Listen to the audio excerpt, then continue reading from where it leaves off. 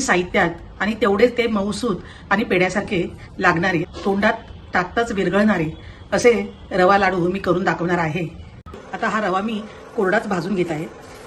थोडासा भाजला गेला की आता याच्यामध्ये जे अर्धी वाटी तूप घेतलेलं आहे त्यातलं मी अर्ध तूप टाकत आहे आणि लागेल तसं मी हे तूप वापरणार आहे आणि थोडं थोडं करूनच तूप टाकायचं आहे।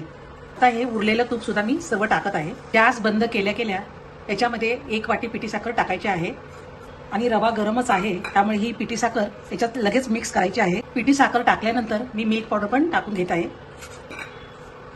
आपल्याला असं दाबून दाबून या पॅनला असं करायचं आहे। पॅनमध्ये झाकण लावून 15 मिनिटं ठेवायचं आहे। मिक्सरच्या भांड्यामध्ये हे मिश्रण थोडं थोडं टाकून मिक्सरमध्ये मी फिरवून घेत आहे। हे मिश्रण बघा मिक्सरमध्ये फिरवल्यानंतर असं थोडं ओलसरपणा आलेला आहे। याला कोमट झाल्यावरच हा रवा मिक्सरमध्ये फिरवून घ्यायचा आहे। जेवढ्या साईजमध्ये पाहिजे असेल त्याप्रमाणे तुम्ही लाडू वळू शकता। हातावर असं प्रेस करून घ्या म्हणजे जरा घट्ट गोळा तयार होईल आणि मगच तुम्ही ते हलक्या हाताने असं गोल फिरवा म्हणजे तुमचा लाडू बरोबर व्यवस्थित गोल होईल।